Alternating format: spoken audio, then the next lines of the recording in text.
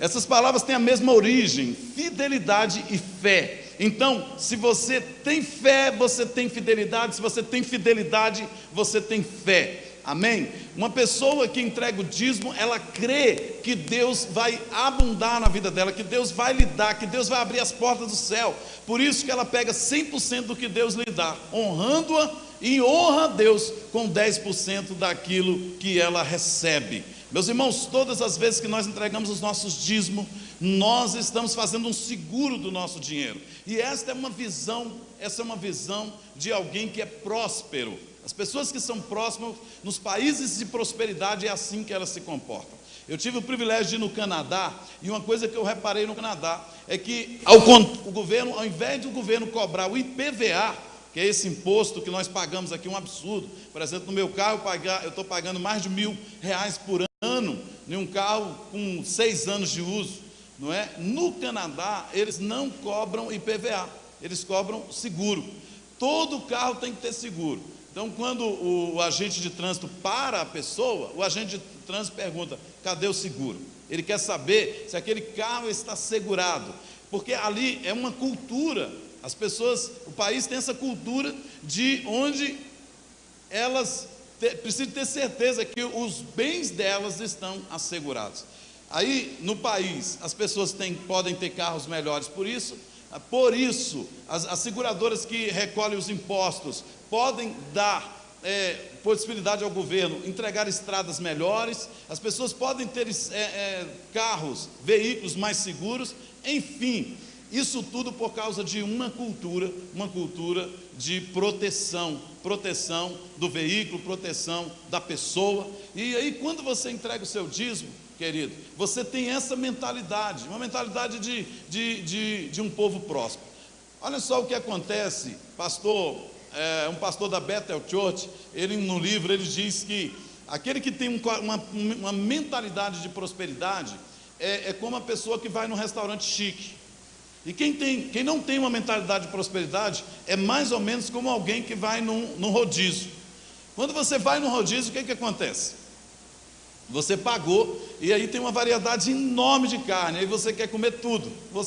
Nós, né? Essa é uma tendência de quem vai no rodízio, quer comer de tudo e tal, porque pagou, então quer experimentar de tudo, e isso nem sempre é bom. E por que quem vai num restaurante muito chique, com aquelas comidinhas pouquinha e bem bonitinha, com muito investimento no sabor, eles comem muito pouco? E a gente normalmente diz: eu não gosto desses restaurantes porque é muito pouquinha comida. Mas quem come aquela pouquinha comida, na verdade, com muita qualidade e beleza, ele comeu antes já, no último lanche, e vai comer de novo no próximo lanche daqui a pouco. Ou seja, ele tem consciência que ele tem muito, e amanhã ele pode ir lá de novo. Então, não existe esse desespero. E isso está na consciência, isso está na cultura de uma consciência de prosperidade, tá? E aí, quem entrega os seus dízimos ao Senhor precisa de ter essa postura, essa consciência de prosperidade, de fidelidade. Deus está segurando a minha prosperidade, Deus está segurando o meu dinheiro. Enquanto que na oferta, irmãos, a gente abre porta para milagres, para coisas que não tínhamos direito, sabe? É Deus franqueando a conquista e a bênção assim, gratuitamente para nós. No dízimo, o Senhor garante o que é direito nosso. Se você quer proteção para o seu dinheiro, você quer proteção para o seu negócio, você quer proteção para a sua vida profissional, para o seu patrimônio, para os seus recursos, então seja fiel dizimista ao Senhor.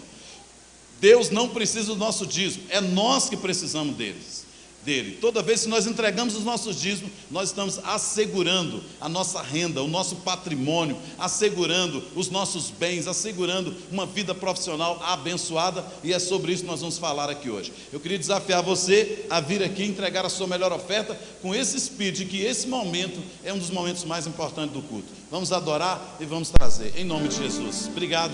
Você que quer entregar a oferta através de eletrônico, tem aqui a maquininha para você entregar os seus dízimos através de débito e crédito. Obrigado. Beijo. Vem ofertar louvando ao Senhor, cultuando ao Senhor.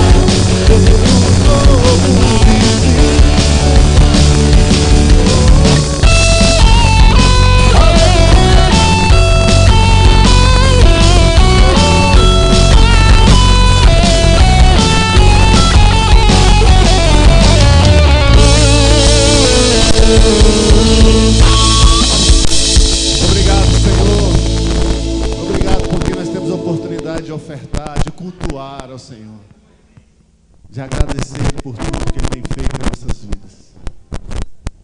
Adorar o Senhor é algo que nós não temos noção, muitas vezes, do que acontece. O filho dele adora, entra na presença do Pai. É isso que eu conclamo a cada um de nós aqui esta noite. Conclamo. Todos nós. Você agora estivesse sozinho com seu Deus.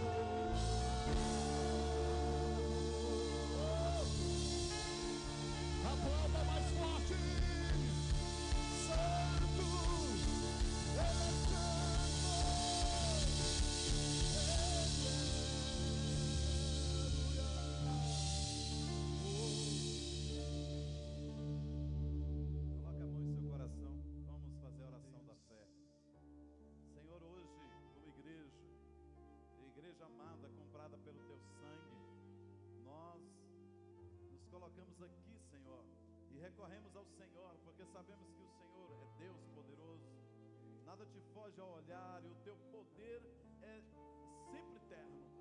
Deus, nós clamamos, Senhor, pela vida de cada um dos teus filhos que aqui vieram. Clamamos como igreja, concordamos, Senhor Jesus, com a tua bênção. A bênção para a família, a bênção para o marido que pede pelo filho, pela esposa, por sua casa, por aquele que pede por porta aberta de emprego, aquele que pede, ó Deus, pela promoção, aquele que pede, Senhor Jesus, pelo seu empreendimento, aquele que pede pelo seu negócio, aquele que pede pelo seu relacionamento, aquela que pede pelo casamento, aquela que pede, ó Deus querido, para vir a casar-se. Deus, nós pedimos, Senhor Jesus, pelas crianças que estão doentes, pelas mulheres, enfim, aquelas pessoas que se encontram enfermas. Pedimos por todos, ó Deus, a fim de que o Senhor, que é Deus de saúde, Deus de esperança, traga, Senhor Jesus, a cura, a bênção e a libertação. Deus, nós tomamos posse da tua palavra que diz: tudo é possível ao que crê. Deus, nós somos crentes, nós nos aproximamos de Ti, nós cremos que o Senhor existe e que o Senhor é galardoador dos que o buscam. Em nome de Jesus, Senhor, então, dissipa a nuvem, dissipa, Senhor Jesus, o problema e traga, Deus, solução para a vida e a casa dos Teus servos, dos Teus filhos, que hoje clamam em concordância, Senhor. Deus, vai de encontro a isso que nós nos concentramos agora. Estamos pedindo, Senhor, não confiamos, Senhor, em homens, não fazemos menção de cavalos e de carros, Deus, mas em Ti faremos proeza, porque tudo é possível que crê. Meu Deus, em nome de Jesus, nós fechamos aqui hoje enquanto igreja, concordamos aqui hoje com a bênção e a conquista para o Teu povo, em nome de Jesus. Se você crê, diga amém e aplauda Ele.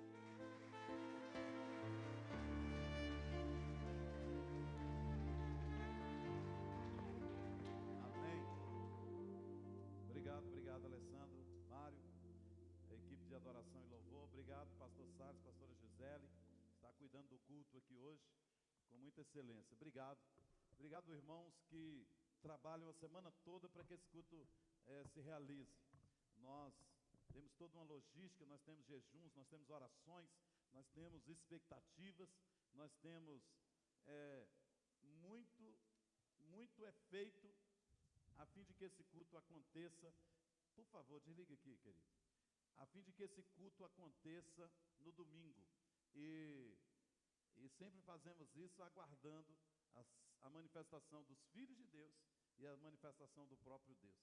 A gente faz isso principalmente por causa dele e por sua causa também. Amém?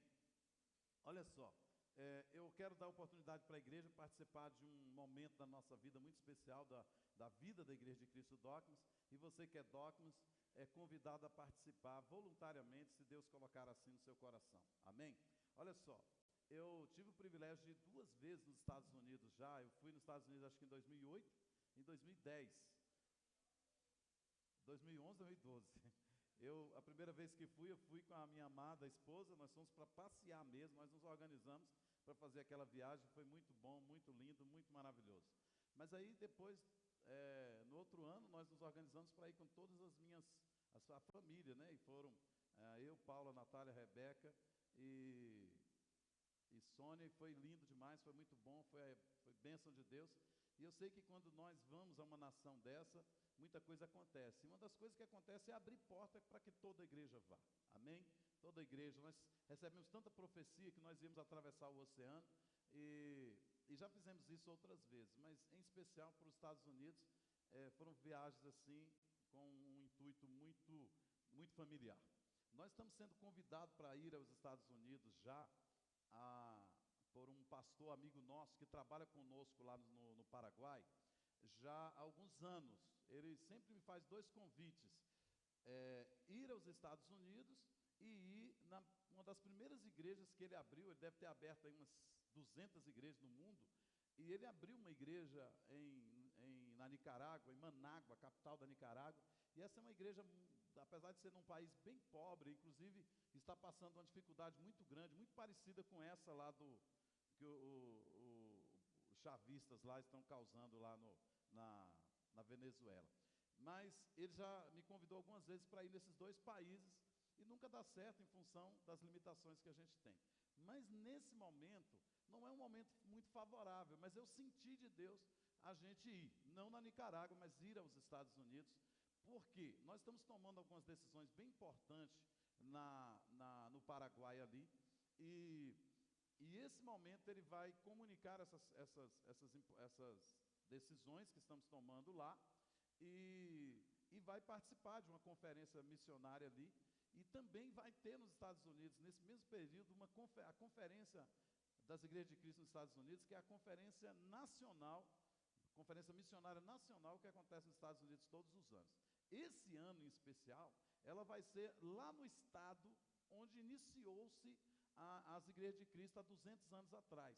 Em 1803, vocês sabem que numa cidade do Kentucky, chamada Kennesaw, lá houve um avivamento, uma explosão que deu origem ao movimento de restauração. E esse ano, a Conferência Missionária Americana vai ser nesse lugar histórico, e Deus está nos dando o privilégio de participar disso, certo?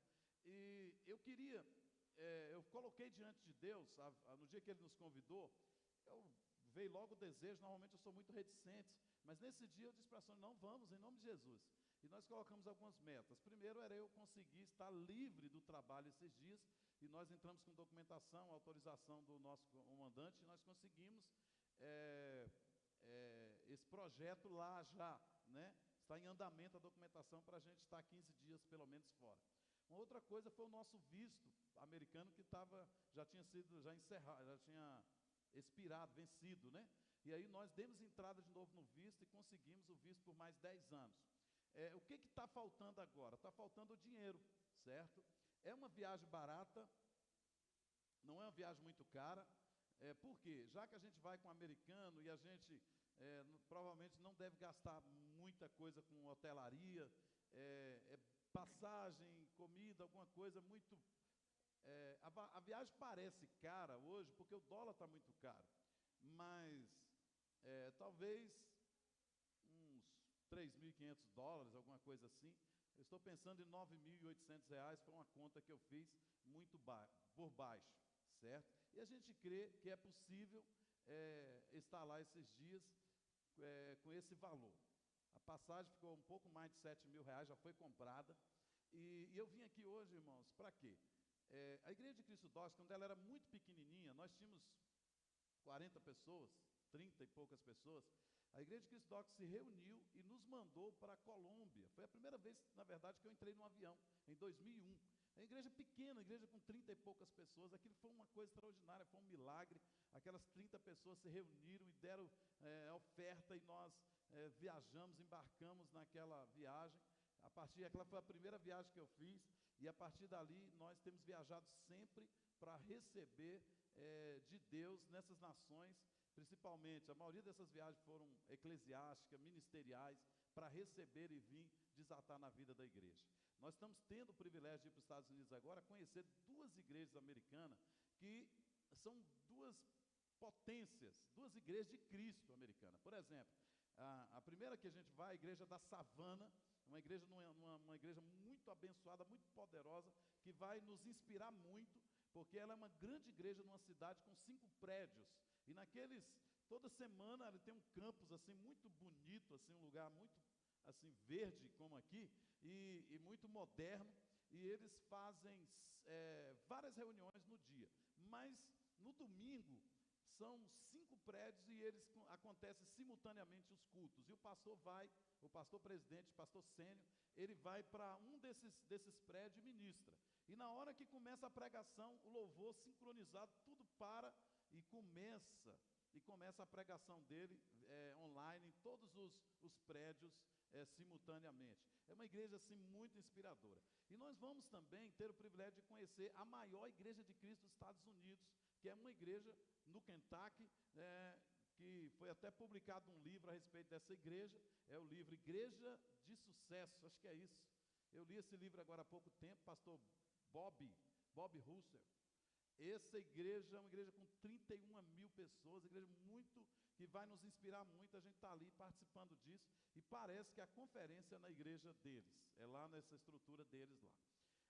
Queridos, ninguém é obrigado a nada, e nem a isso, nem a nada, mas quando Deus nos dá um desafio desse, na verdade Ele está nos dando oportunidade para sermos abençoados. Essa é a linguagem, essa é a direção.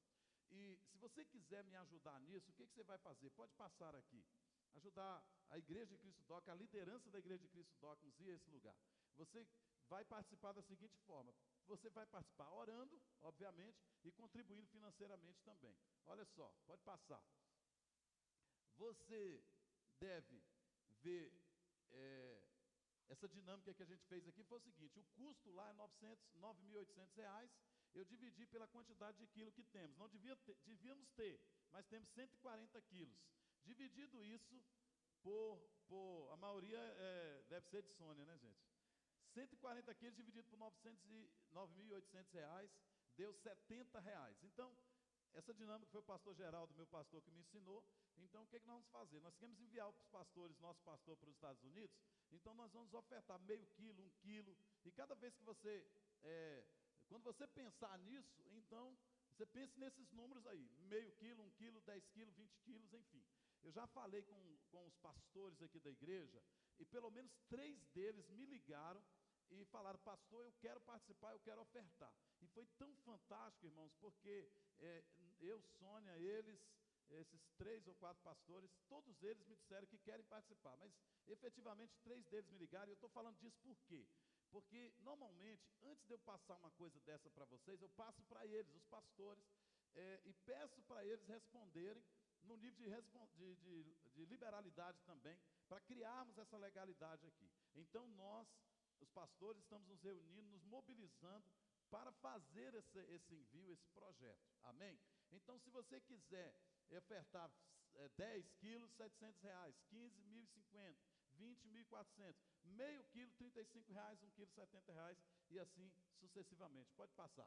Quando você for ofertar, o que você vai fazer? Lá no envelope do dízimo, tem um espaçozinho lá que a gente está escrito assim, código. Olha só, bem aqui em cima, tem um lugarzinho escrito assim, código aqui, ó. No código você vai colocar a quantidade de quilo. Então 5, 6, 1, 2, meio, enfim, você coloca lá, tá bom? Aí você vai abaixo, onde tem escrito oferta, na frente você bota entre parênteses viagem pastoral e o valor na frente. Você tem que colocar viagem pastoral, porque senão esse dinheiro ele vai para outro destino, que não seja a nossa viagem para os Estados Unidos, tá bom? Então você coloca viagem pastoral e o valor à frente. Se você quiser fazer isso, dividir isso no cartão, você pode entregar a oferta, passar na maquininha e dividir até em 3 vezes, porque nós acho que dividimos a passagem em 5 vezes, alguma coisa assim. Amém?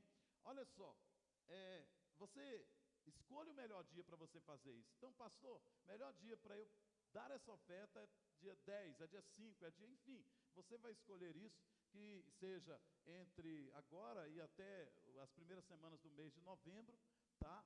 E se você tiver algum impedimento desses 2 meses, você fala: não, pastor, eu vou dar no mês de dezembro, toda ela, enfim. Se organize, não tem problema nenhum, essa é uma questão voluntária, sobretudo, é algo muito sério, muito importante para nós e para a vida da Igreja de Cristo Dawkins também.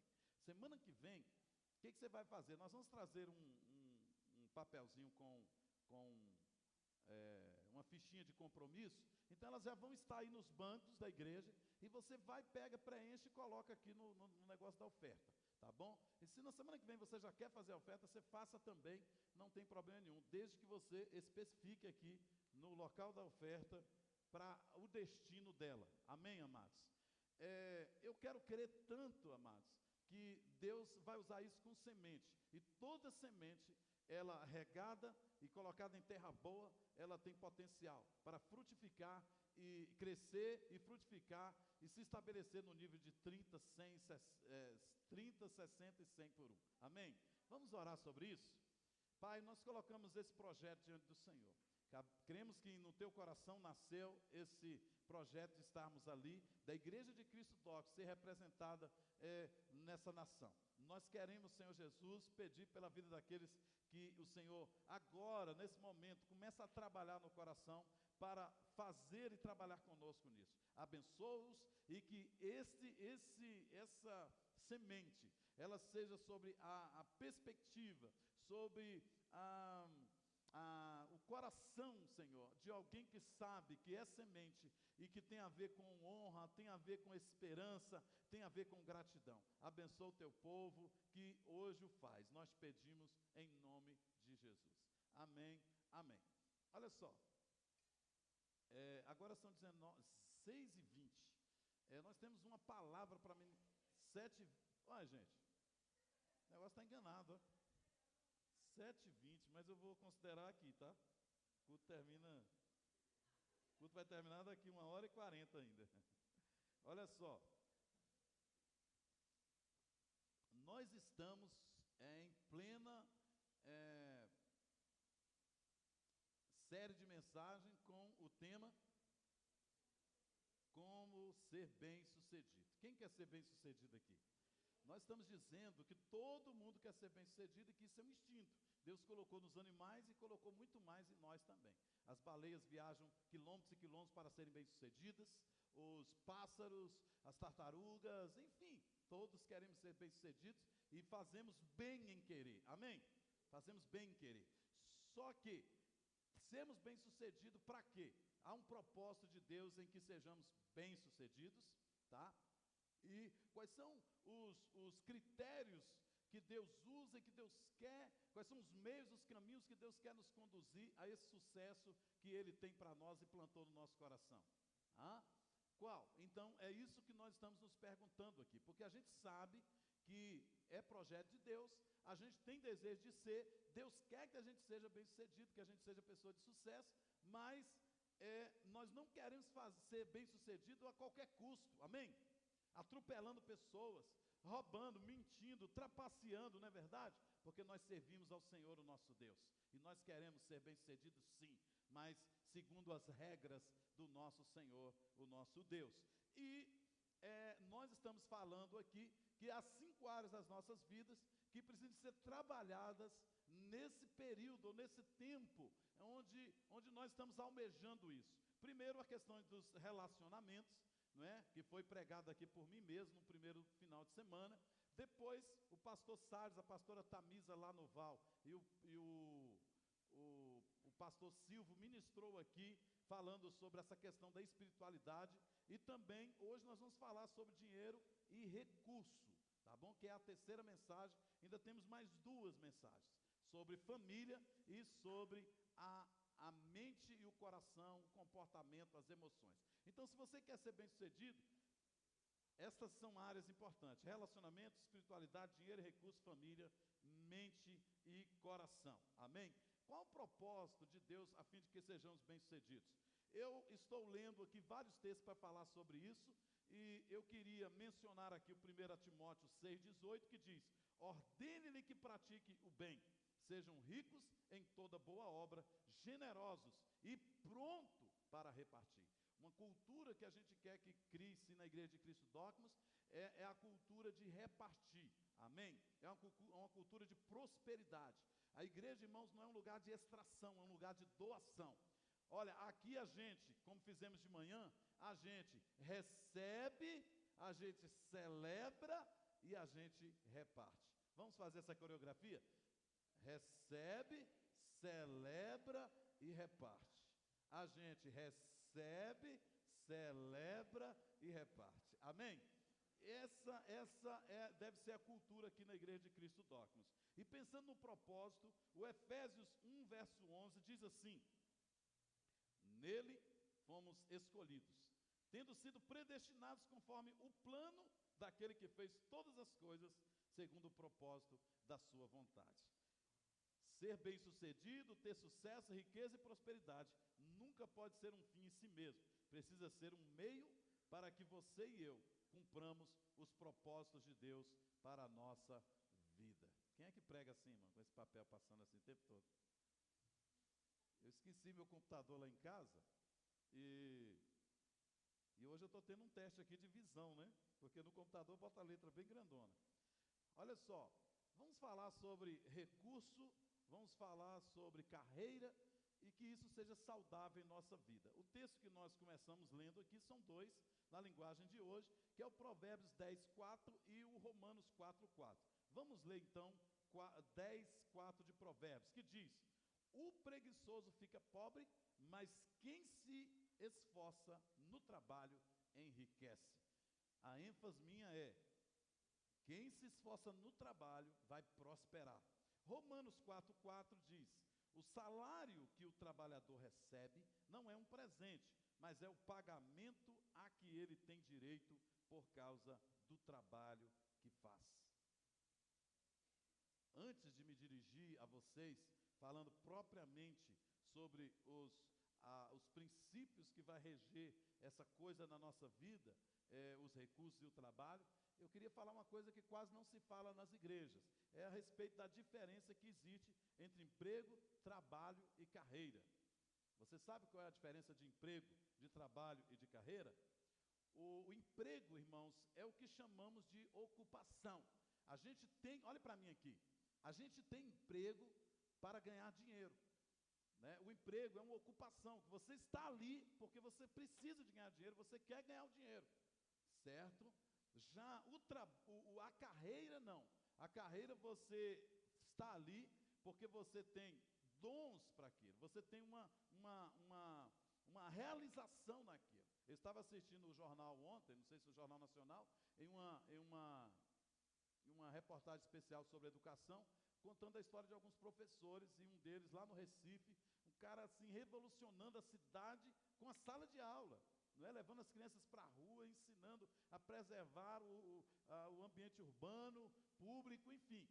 E aí o repórter vai conversar com ele, ele diz: olha, eu sou realizado, eu sou um professor feliz, eu amo isso que eu faço e não trocaria minha profissão por nada. Então isso é uma realização que está muito baseada na vocação, nos talentos que aquele indivíduo reúne, tá? Isso então, quando uma pessoa dessa, você oferece mais dinheiro para ele ser, por exemplo, policial militar, ele não vai querer, porque ele ama aquela carreira dele, ele ama o que faz. Então, essa é uma diferença entre emprego e carreira.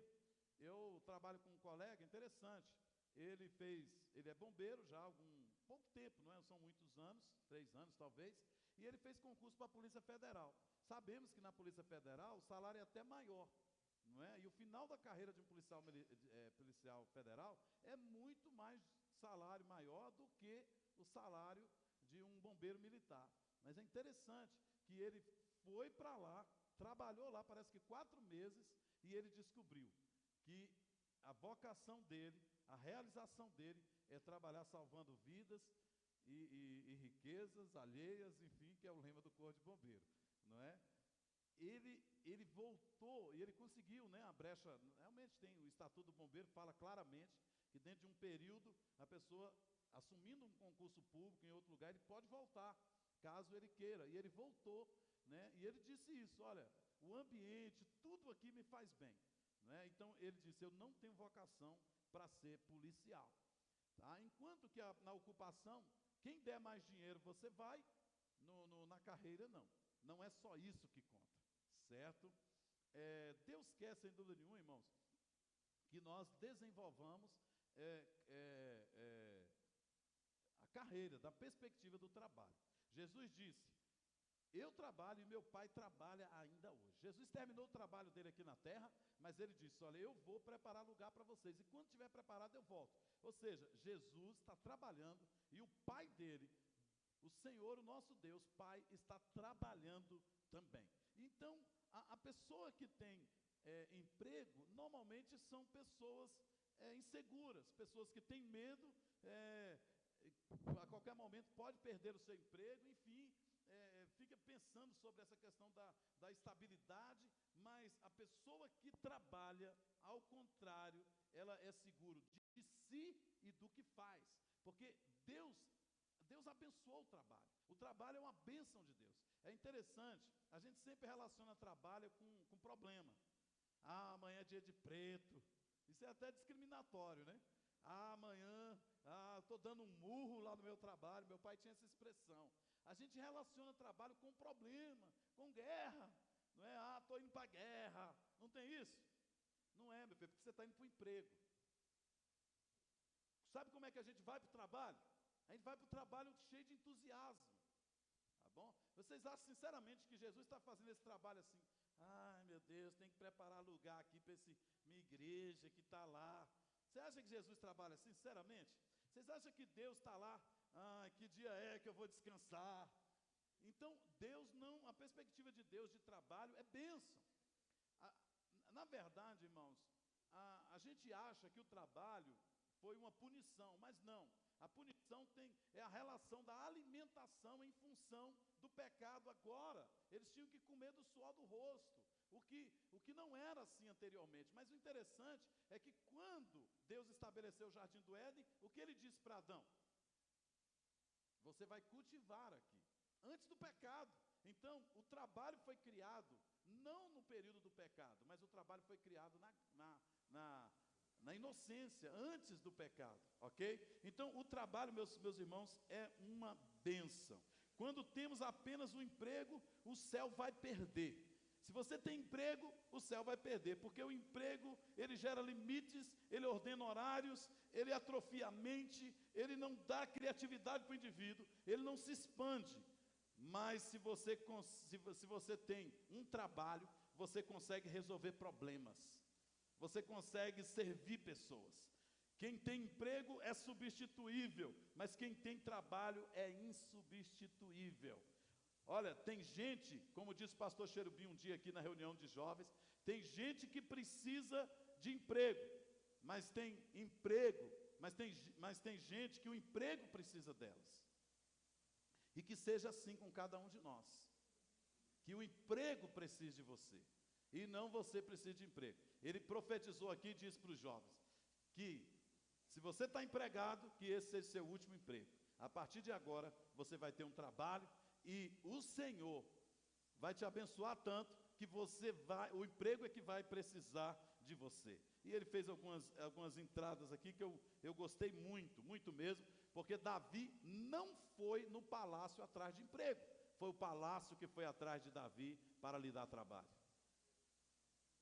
Não é verdade?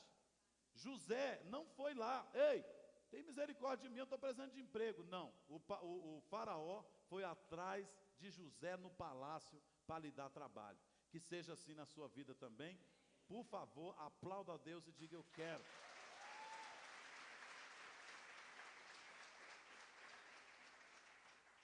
É possível, irmãos, que 90% da população das pessoas vivam de emprego, o que é um problema, porque na mentalidade de emprego tendemos ao egoísmo, enquanto a insegurança, ao medo, enquanto na mentalidade de trabalho a gente é competente, porque a gente serve pessoas, a gente serve o outro. Essa é uma tendência na compreensão da cultura do trabalho que foi criada pelo Senhor, o nosso Deus. Olha, muitas pessoas estão escolhendo as suas carreiras, e elas escolhem as suas carreiras por motivos, ou pelo menos as suas profissões, por alguns motivos que às vezes não são tão bons. E é isso, uma vez que eu quero falar de recursos, eu quero falar de carreira, eu quero que você entenda agora quais são, vamos dizer assim, os princípios para que você se desenvolva bem nessa área. Tá? Estava falando de manhã que talvez seria interessante a gente acrescentar 2 palavras aqui ainda. Nós não vamos fazer isso, vamos falar em outra ocasião. Mas seria sobre administração de dinheiro, tá? Literalmente, como é que administra dinheiro, porque o maior problema das pessoas não é o quanto ganha, mas como gasta o que ganha, certo? Tem pessoas que a gente acha que eles ganham muito dinheiro, porque eles são prósperos, não é? E aí quando a gente vai ver, não, o que está achando que ganha muito, ganha até mais, não é? Por causa da administração. Pessoas administram dinheiro, não administram dívidas, então por isso que elas prosperam. E também a administração do tempo, né? E eu estou estudando pelo menos sobre isso hoje, a administração do tempo, a fim de que aprendemos mais sobre isso. Então, enquanto nós estamos pensando de maneira meio que genérica, assim, a questão dos recursos e da carreira, vamos ver alguns princípios aqui que vai nos ajudar. Primeiro, faça escolhas profissionais a partir do seu chamado de vida. Nós temos um chamado de vida, irmão, que deve ordenar todas as demais ações nossas. Amém? Olha o que diz o texto de 1 Pedro 2,9, muito conhecido. Vocês são raça escolhida, os sacerdotes do rei, a nação completamente dedicada a Deus, o povo que pertence a Ele. Vocês foram escolhidos para anunciar os atos poderosos de Deus, que os chamou da escuridão para a maravilhosa luz. Então, você deve fazer escolhas profissionais a partir do seu chamado de vida. Pode desligar isso aqui, por favor? Os irmãos vão ficar no calor aí um pouquinho, mas a tendência é eu ficar gritando quando tem alguma coisa me atrapalhando falar. Olha só. Eu tenho um chamado, eu sirvo a Deus, só esse aqui, Marcelo, os demais não, só esse aqui. O que acontece? O meu chamado com Deus, a minha vida com Deus, ordena todas as demais atividades minhas, certo? Eu não posso me envolver em profissões das quais elas vão diretamente contra a minha chamada de vida. Vocês estão entendendo? Não é? Então, estão legalizando profissões que a gente tem que ter cuidado, tá? E não somente a profissão em si, mas o empenho que se requer naquela profissão. Por exemplo, o faraó, quando ele quis que o povo de Israel quando ele quis impedir que o povo de Israel fosse para adorar o Senhor no deserto, o que ele fez? Ele dava mais trabalho, mais tijolo para fazer, mais palha para recolher, sabe?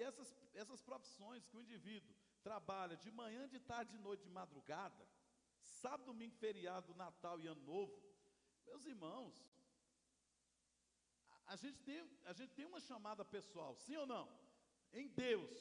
Então, o indivíduo, mas pastor, eu não posso ir para a cela porque eu trabalho, eu não posso ir para o culto porque eu trabalho, eu não posso ir nada na vida da igreja, minha família está desguarnecida, elas vão se virando lá porque eu tenho que trabalhar, eu tenho que comer. Isso é emprego, Deus quer te dar trabalho e Deus vai fazer isso considerando a sua chamada nele. Amém? Amém, irmãos? Então, profissões que estão muito envolvidas em ganâncias, em mágoas, sabe, que tem muito a ver com sobrevivência. Essa coisa precisa, igual eu conheci uma família que eles diziam que tinha pai, e tinha mesmo, porque o pai de 3 em 3 anos ele aparecia, não é? Ele trabalhava no garimpo. Eu conheci aquela família durante 30 anos, irmãos. 30 anos eu vi aquele pai algumas vezes, porque ele estava trabalhando, e justificava o trabalho, a ausência por causa do trabalho, não é? Então, Deus não quer esse tipo de trabalho para você. Irmãos, crê em mim, crê em Deus e crê em mim também, eu posso te garantir, Deus não tem isso para a sua vida, isso é do diabo, isso é da carne, isso é de qualquer coisa, menos de Deus, sabe? Deus não quer, Deus mandou eu para os Estados Unidos, é uma porta que está abrindo, eu só vou ficar lá 5 anos sem minha mulher e meus filhos. Deus não, filho, foi Deus que mandou você para lá, não é Deus que está te chamando, não. Vocês estão entendendo, irmãos? Então você tem um estilo de vida, você tem uma chamada em Deus que deve ordenar os seus demais envolvimentos, inclusive o envolvimento profissional. Quando você sabe quem você é, você descobre o que nasceu para fazer. Amém? A linguagem de hoje, Efésios 4:1, diz ainda: por isso eu, que estou preso porque sirvo o Senhor Jesus Cristo, peço a vocês que vivam de maneira que estejam de acordo com o que Deus quis quando chamou vocês. Olha, amados, nós temos que dar bastas em nossas vidas, em questões profissionais das quais nos envolvemos, com sabedoria, em função daquilo que Deus nos chamou para ser nele. Amém? Esse cuidado vamos precisar de ter. Em segundo lugar, escolha pagar o preço da excelência. Pagar o quê? O preço da excelência. Porque o pastor Carlito Paz disse que a excelência honra a Deus e abençoa as pessoas. Você quer ser excelente em tudo que você faz? Então todos os dias você lê Colossenses 3, 23 e 24, que diz: o que vocês fizerem, façam de todo o coração, como se estivessem servindo ao Senhor e não a pessoas. Lembrem que o Senhor lhes dará como recompensa aquilo que Ele tem guardado para o seu povo, pois o verdadeiro Senhor que vocês servem é a Cristo. O meu Senhor não é o governo do Distrito Federal, não é o governo federal. O meu Senhor não é o meu patrão, o meu Senhor é Jesus. E eu faço tudo com excelência, porque eu faço para Ele. Então nós temos que encontrar, irmãos, estímulos na palavra de Deus para a gente fazer com excelência. E quem faz com excelência, ele faz com algumas marcas, faz com dedicação, faz com confiabilidade e excede aquilo que lhe pede. Excede aquilo que lhe pede. O cara faz mais do que a obrigação dele, não importa onde ele trabalha, para quem ele trabalha, ele faz acima do que lhe pedem, ele faz com excelência, porque não importa onde ele trabalhar ou para quem ele trabalhar, ele sempre trabalha primeiro para Deus, amém? Ele chega no horário, ele faz o trabalho melhor, ele respeita os superiores, ele não faz somente o básico, ele vai além, ele trata bem o público, enfim, ele faz assim, porque ele tem consciência que é Deus que lhe sustenta, é Deus que lhe paga. Se você está entendendo, por favor, aplauda ele.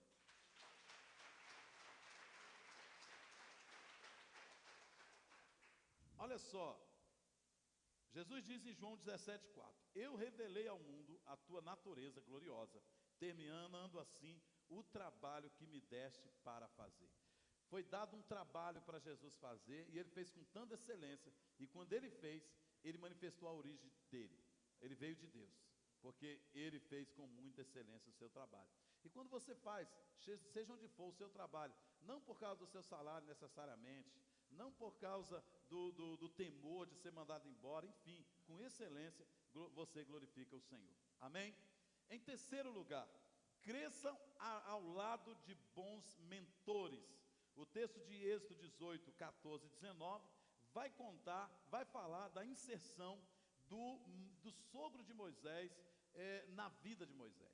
Aquele homem não era crente, né? Talvez se converteu depois ao Deus de Israel, ao Deus Yahvé, mas ele deu umas orientações, ele mentoreou Moisés de um jeito tão excelente. Olha só, Moisés tinha Deus, e Deus o orientava, mas é interessante que Deus deixou homens também orientar Moisés. Então, irmão, Deus te orienta, sim ou não?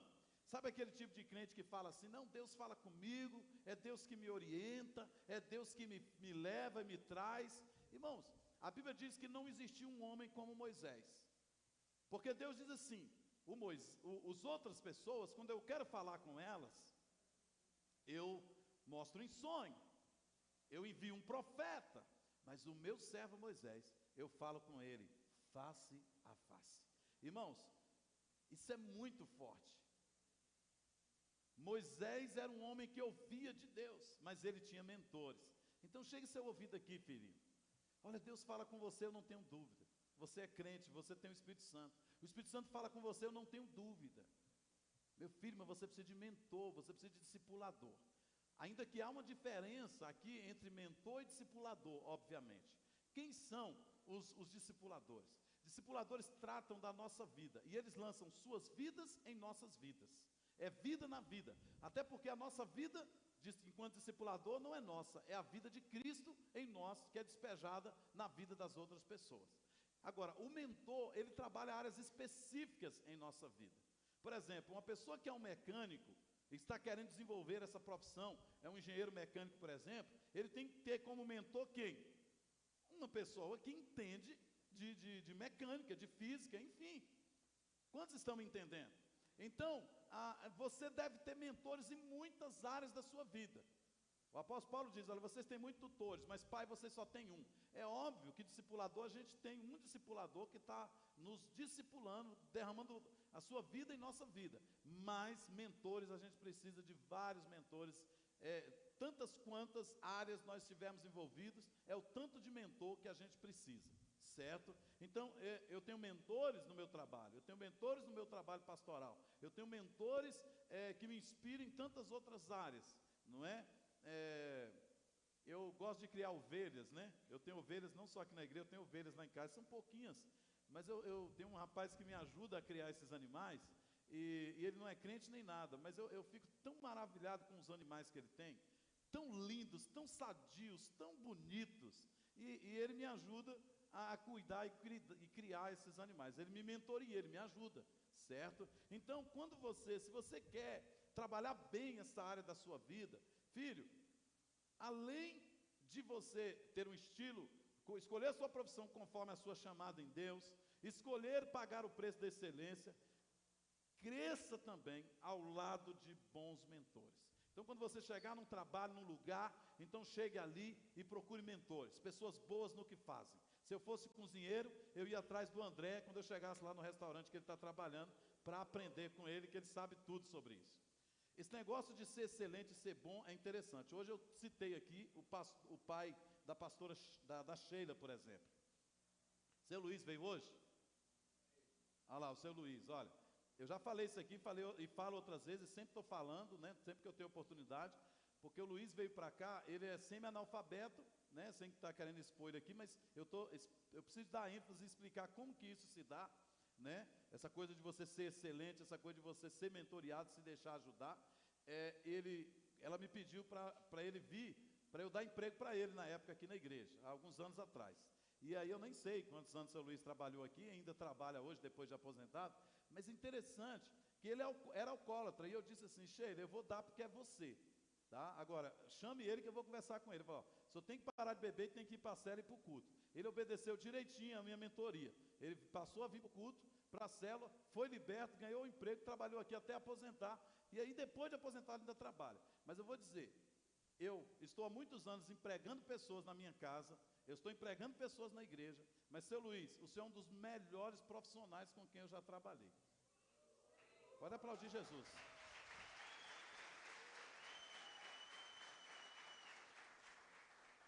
Queridos, então, mas eu dei ênfase aqui à sua escolaridade, eu dei ênfase aqui à questão da profissão do seu Luiz. O que ele trabalhava aqui? Era limpando, zelando da igreja para nós aqui, do prédio da igreja, do terreno da igreja. Mas é um excelente profissional. Eu simplesmente esqueço. Seu Luiz vai vir hoje, que hora vai vir, vai deixar de vir, porque ele é muito excelente profissional. Ele quase não precisa de supervisão, certo? De tão bom que ele é. Então, se espera, irmãos, que cada um de nós, trabalhemos nesse nível de excelência e com essa abertura para ser mentoreado, a fim de que desenvolvamos melhor, com mais excelência, o trabalho que estamos fazendo. Amém? Sobre isso, agora eu queria que você aplaudisse o Senhor.